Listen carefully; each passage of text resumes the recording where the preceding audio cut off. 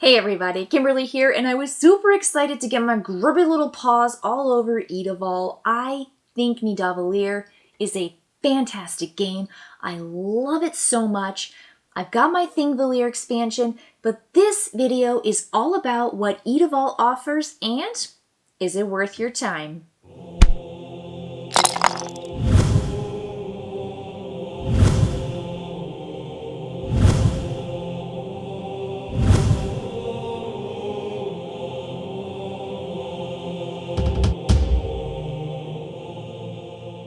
The Idavoll expansion offers 20 brand new cards that are a combination of Valkyries, Norse gods, mythological animals, and giants. And each of those groups functions very differently, but they are all wholly unique individual cards.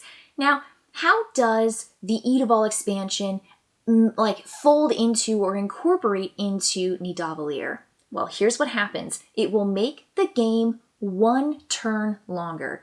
That's it. No matter how many players you have, you will make this game one turn longer by adding one extra selection of each of these 20 cards 3 times for each player. So you're going to take the middle tavern for each of your layouts. You'll take the middle tavern, and in the very first 3 turns of the entire game, you are going to reveal cards there from the Idavoll expansion, those mythology cards, into that location, and then you will just keep playing Age 1 cards until you're done with the first half of the game, and then you'll play with Age 2 cards. So that's what the Idavoll is, that's where you put it, and that's when you get those cards. So you'll just shuffle together all 20 cards, and let's say we're playing a 2 or 3 player game. You're going to deal out 9 of those cards, because in a 2 to 3 player game, you place out 3 cards in each tavern for players to select. So you're going to put 9 cards on the middle tavern, and when you have the entrance of the dwarves turning over the right amount of cards for the amount of players, in this case, we're going to do 3 in the first tavern, 3 from the Idavoll expansion from that pile of 9, and then 3 in the third tavern. So now everyone's going to program with their coins where they want to go, face down. Everyone simultaneously does that for the programming, which is just a lovely, clean, smart feature. I love it. And then we're going to start that round of bringing those dwarves into our personal play area, which means you flip over the first coin. We resolve the very first tavern. Then you move to the second tavern, and just like every other tavern, you resolve who gets to pick first, and you take one of these super cool new creatures or gods, giants, or Valkyrie, and you're going to bring them into your play area, and you do that. That's the first round. Then you do it again, then you do it a third time, and then all the Idavoll cards are done. But it doesn't mean you've resolved all of them. You haven't necessarily used them or accomplished their goal, because there are really interesting features. Let me tell you about each one, like the type of the cards that you're going to see in here. The very first one is the giants, and the giants want to capture a dwarf of a specific group, because there are 5 groups in the game. Because you've got the blacksmith, the warrior, the miner, the explorer, and the hunter, and those are all just the regular dwarves in the game. Now, your giant wants to capture one of those particular types, and then it will give you a special bonus. Now, capturing means that you're not putting that next dwarf that you draft into your play area. You put it under the giant with the token, with the hand that says, I got him. But it's hopefully going to give you something even better than what that individual dwarf would offer. So, for example, you might have Stuart, who wants to capture the next warrior dwarf, and if you do, then you can add your highest coin to your total at the end of the game. And normally, just the player who has the most ranks in warrior is allowed to do that, but Stuart specifically allows you to do that now in kind of an interesting, more roundabout way, and hopefully you've got a really high coin in the 20s is preferable if you want to go for this particular special ability with that giant. Another one of my favorites is Gymir, and Gymir captures the next explorer, which is that light blue color. And if you take that dwarf and put him under Gymir, you will then earn 3 times the bravery value, which is the victory points, on that stated card. So if you've got a 10, you draft this 10 explorer, put them under Gymir because you took Gymir in a previous phase or round, that card is now worth 30 points. It's so cool. It's so cool. And it kind of incentivizes you to play in a particular way. So the giants are just really, really cool. Super, super fun. But they have to capture somebody to then give you something really special. The Valkyries have this ticker, and you put a marker in this indent at the top of their card, and it will move down and activate because you trigger it in a particular way. And whenever it asks you to, maybe during the distinction phase at the end of age 1 or at the end of the game or at a particular time, you will then see how many points did I get for this particular Valkyrie. So for example, you've got Hildur. Hildur says when you do your troop evaluation, for each distinction that you were awarded during that middle of the game distinction awards at the end of age 1, you're going to move down notches. So you really want to hit 2. You start at 0, you get 1 distinction, you move to 8. You get another distinction, you move to 16. If you get a third one, you go back to 0. So the Valkyries have a little bit of up in the air, a little bit of unpredictability, a little bit of something that might be out of your control, but if you can just time it just right, they could be really, really cool. Now, another one is Svafa.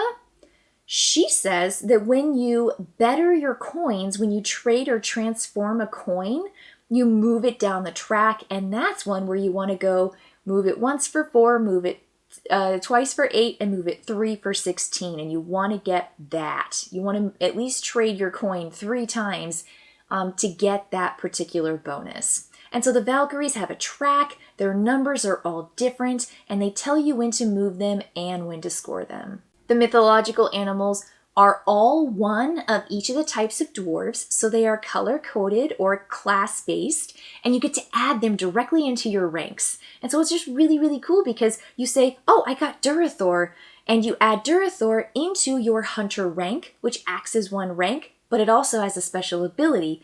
It reduces the discard effect of Dagda by 1 card, and Dagda asks you to discard 2 cards from 2 different dwarf classes just to take her, which is a really big penalty, but that reduces the penalty, and it gives you a rank.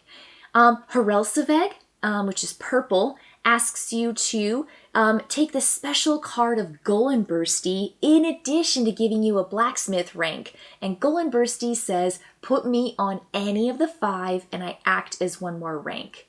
It's the rank for purple and green, but then it also gives you a 0 value of the other 3, but it gives you that rank value, which might help you get a hero card. Because when you get 1 of all 5, you get to have a hero, and you add that hero straight to your playing area. Ratatosk is a fantastic orange or minor rank ability. And you've got Nidhogg is the warrior snake. So cool. And then lastly, Garm is one of the explorer ranks. So these animals function very similarly to some of the heroes, but give you something, again, really, really cool and unique. Lastly are the Norse gods, and the Norse gods have a one-time special, one-time use. And you have a little star that you place on your card, and when you use it, you spend it, and that Norse god has done their ability. Now these Norse gods are just, again, super cool and have a totally unique thing. I think the Norse gods are a little bit more complicated than the other 3 groups in the Idavoll expansion.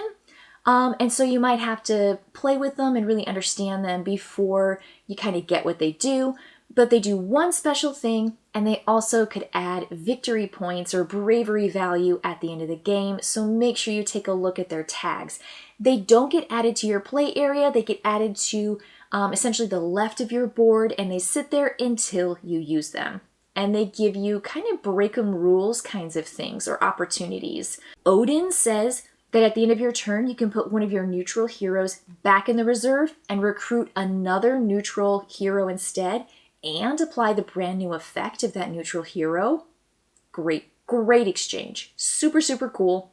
Loki lets you put a card on reserve and nobody else can have it. You can have it, you don't have to have it, but you can also prevent other people from getting it. And that's the kind of cool stuff that these Norse gods do. So what's my final take on Idavoll? I love it. I think it's great, and I think that my base game is going to just incorporate Thingvellir and Idavoll into the base game, and I'm never going to know, and I'm just going to play through all of them, and it's just not going to be a distinction anymore. I'm going to play with Idavoll, period. I think it's fantastic. I also feel like it's not enough. So I love it, but I wanted there to be more. I wanted it to continue throughout the entire first age, or go into age 2, or give me more choices, because having 3 of these characters and extending the game by 1 turn, 1 round, isn't asking a player all that much. Like, it doesn't extend the gameplay by more than 5 or 10 minutes. These characters aren't so hard that you can't read their explanation and understand it and apply what their special ability is. And so I just wanted more. I wanted to play more with them, and I wanted to draft more of them, and I just didn't get to. And I feel like that's my biggest critique, is I wanted more of Idavoll, and I wanted more of those special characters. So I'm just going to say, love it. Definitely going to play with it. If you like Nidavellir and Thingvellir, and this is a game that you play, and that you play with fellow players who have already played it, you should get Idavoll. This is for you. This makes your game fun, more interesting. It gives you an objective and a goal. And I think that having something where you take it and then you either get to use it later, or you're gathering something to then apply a bonus, makes you more strategic in your dwarf drafting. And so I like that. I like Idavoll for that. It makes me think a little bit longer into the future than just the current round. So definitely thumbs up. I just wanted more. All right, folks. Thank you for tuning into What Does Idavoll Offer, and should you get it? I hope I helped clarify that and share with you what my personal take is on it. And as always, I will see you later. Bye-bye, folks.